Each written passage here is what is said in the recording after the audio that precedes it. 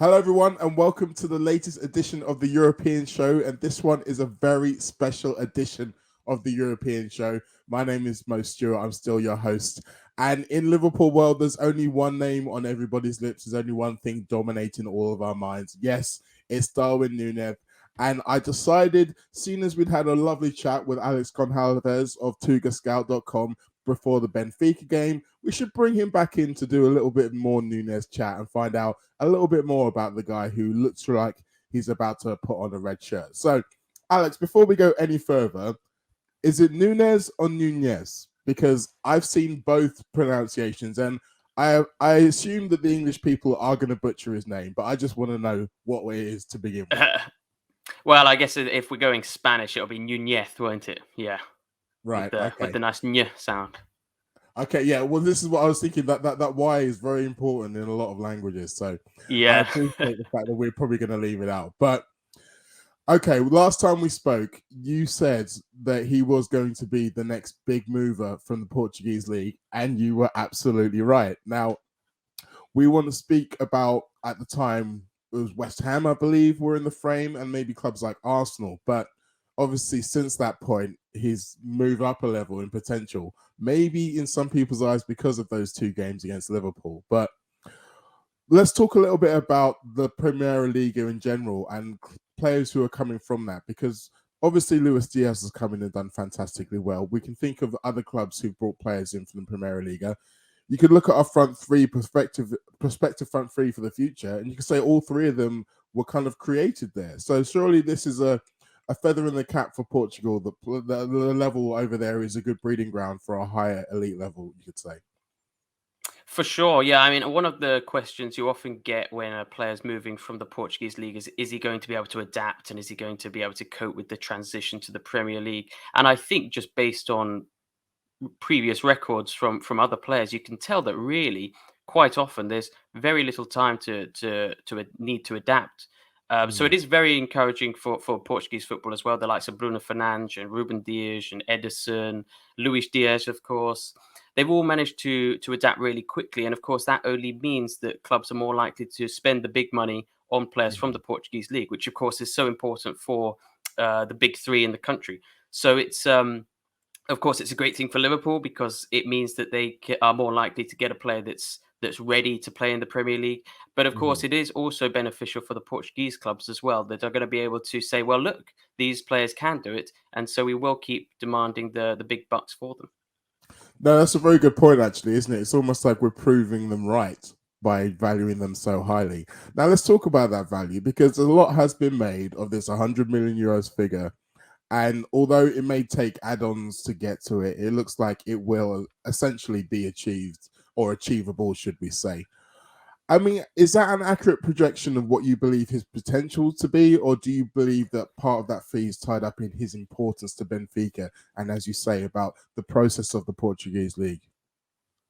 Yeah, I think it's a bit of both, really. Of course, that's the valuation that Benfica put on him. I think that there was always an expectation that he would be the next big player to leave the club. I remember Jorge Jesus, the previous Benfica manager, was saying that this guy's going to be world class and he's actually going to be Benfica's biggest ever sale. Now, of course, he didn't quite live up to that because he didn't quite surpass the João Felix price tag.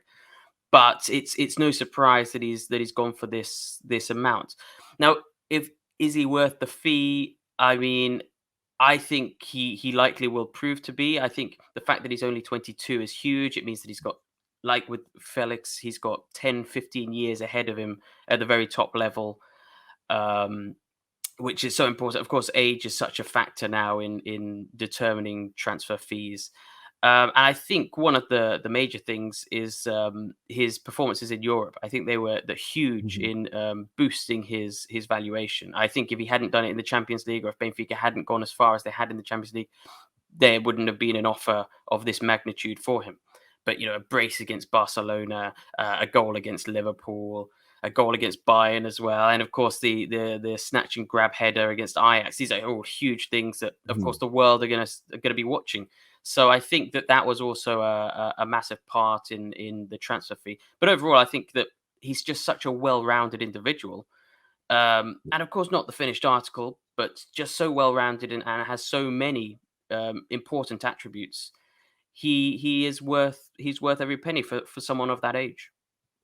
Okay, so let's start talking about some of these attributes, because one thing I want to drill down first of all is the tactical ideas, because a lot has been made of his size and strength and the fact that he wears number 9. It's a very much a traditional number 9 in style, is what it looks like to a lot of people, something that Liverpool haven't traditionally done a lot of in the past. But I want to look at the way that Benfica particularly used him, because that doesn't necessarily give the full spectrum of his qualities, does it? I mean, they tended to go with a 4-2-3-1, I believe, with Nunez as the one, and then 3 kind of attacking midfielder wide wingers like Rafa Silva, Gonzalo Ramos, Valentin Lazaro in behind. But that was only their most used. It wasn't their only used formation, was it? Yeah, so Benfica were quite fluid, particularly with Nelson Verissimo. They would change quite a bit, also in game as well. In the Champions League, we saw it a lot that Darwin Nunez would start through the middle and then maybe move out to the left to be able to accommodate a substitute like Yaremchuk off the bench. So he was definitely used in a variety of ways, and I think that's one of the other major considerations about him is he's just such a versatile player. And I think that suits Liverpool really well as well. Of course, they're replacing Origi in some sense as kind of like someone who they have as a bit of an out and out striker. But of course, they're probably going to be looking to replace Sadio Mane as well. And he can kind of operate in both of those roles. He's kind of got a nice blend of both of their attributes in terms of he's got the physicality and the aerial presence that maybe Origi would offer, but he's also got the kind of the speed and the looking to burst off the last line of defense and dribble at players, which Mane perhaps offers. So very versatile in that sense. He was used in a variety of ways by Benfica, depending on the situation. And I think it's just worth pointing out how deceptively quick he is, because you say that he might be that traditional, kind of almost a target man. He's not really, because he's not quite as tall as he looks. But he's definitely a physical presence, but also he's just deceptively fast. It's quite impressive, and that's the kind of wide range of attributes we're talking about. Definitely. And I think another thing that kind of brings him into that number 9 mold, or in people's minds at least, is his aerial ability. And that's something that I think is going to be really enticing for Liverpool fans when you think about the likes of Andy Robertson and Trent Alexander-Arnold and the kind of deliveries that they are available to.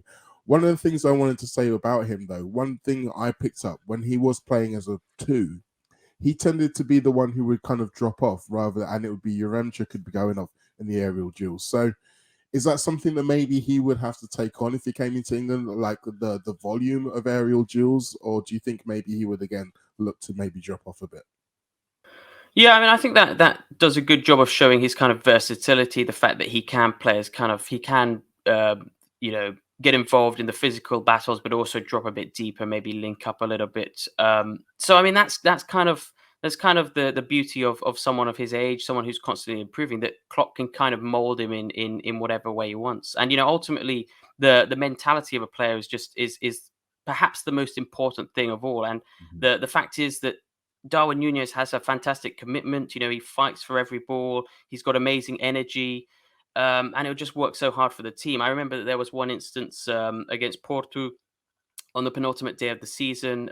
Porto just needed a point to win the title at Benfica Stadium, which of course is a bit of a humiliation for Benfica. But in the 94th minute, it was 0-0. Benfica had a corner, and Porto countered from the corner.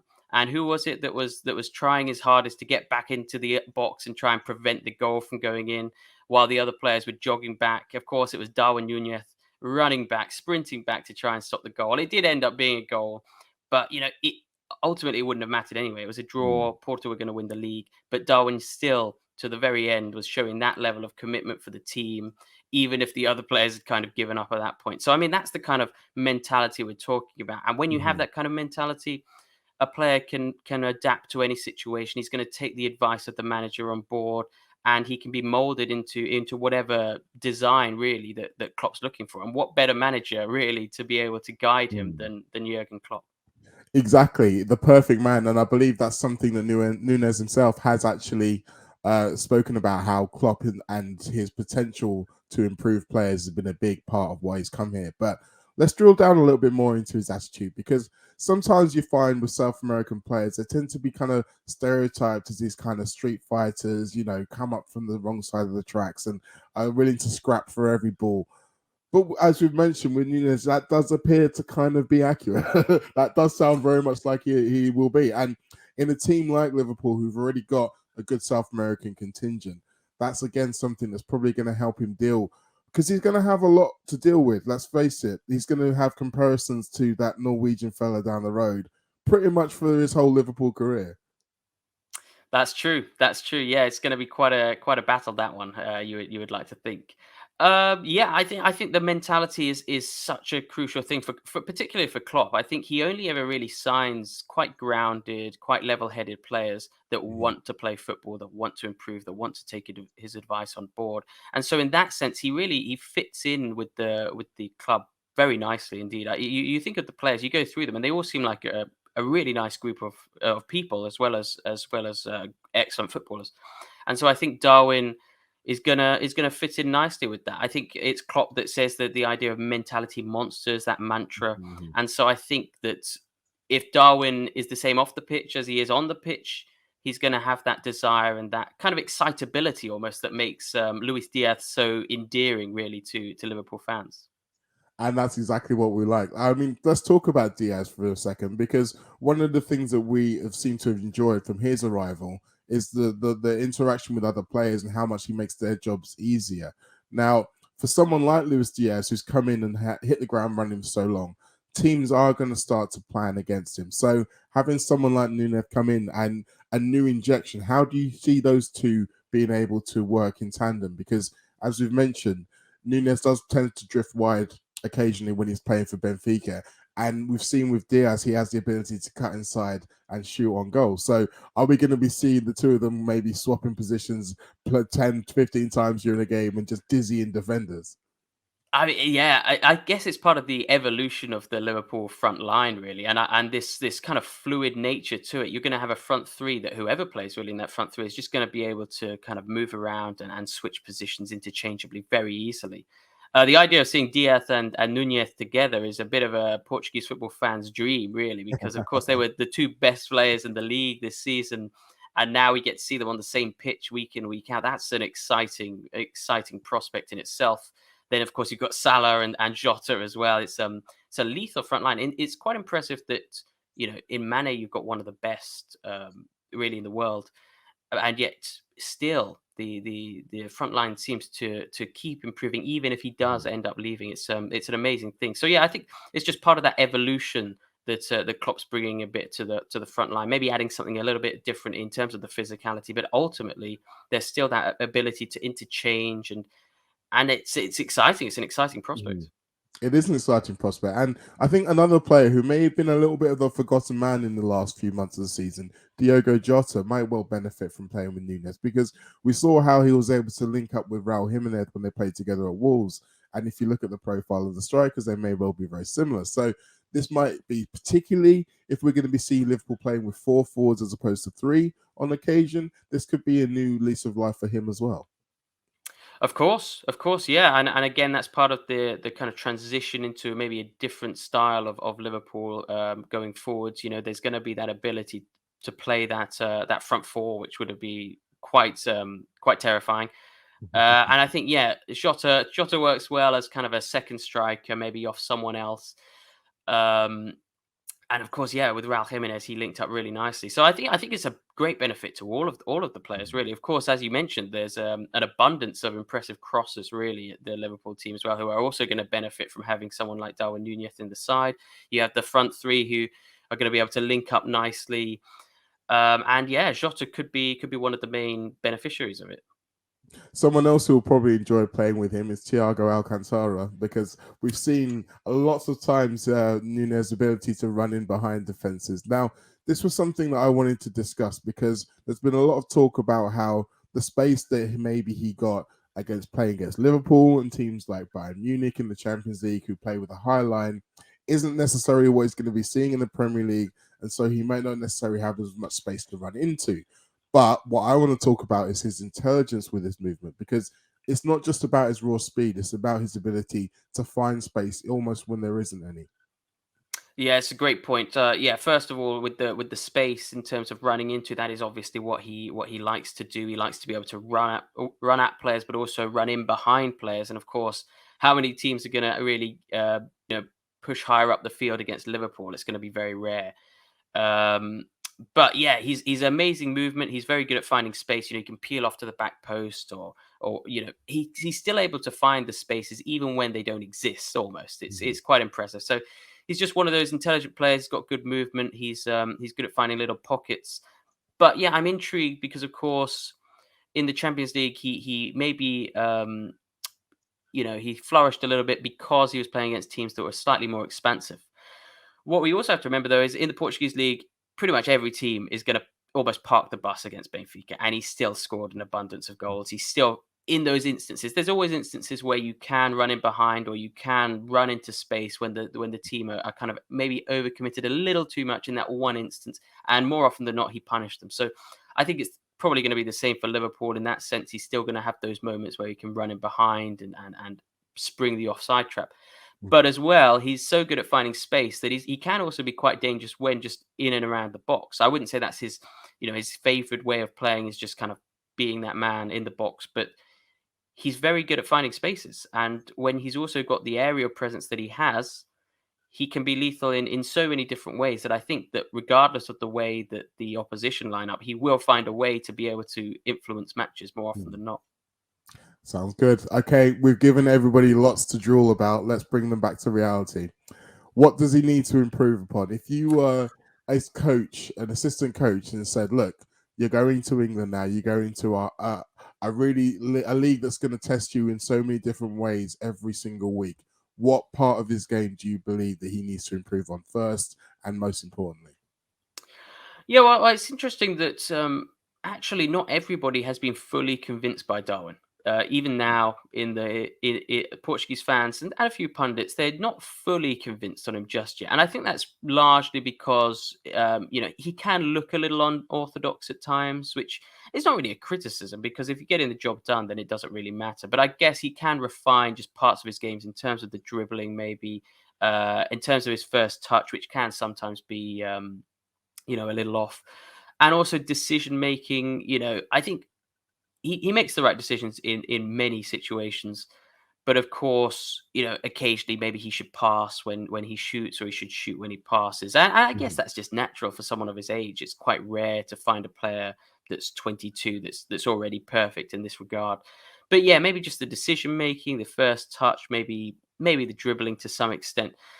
But it's fine margins really. He's kind of an unpolished gem. He's a little rough around the corners in some instances, but it's things that he's just gradually improving. He's been improving this season as he's exploded almost, and he's just gone from strength to strength as weeks have gone by, incrementally increasing his market value in the process.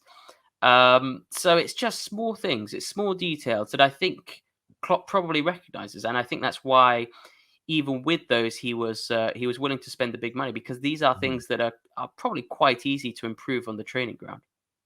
No, you'd think so. And we've seen evidence of that with Liverpool players in the past. And I mean, if you look at some of the reporting that's come out today from the excellent Kiva O'Neill, she mentions the fact Liverpool have been looking into Darwin Nunez since 2015.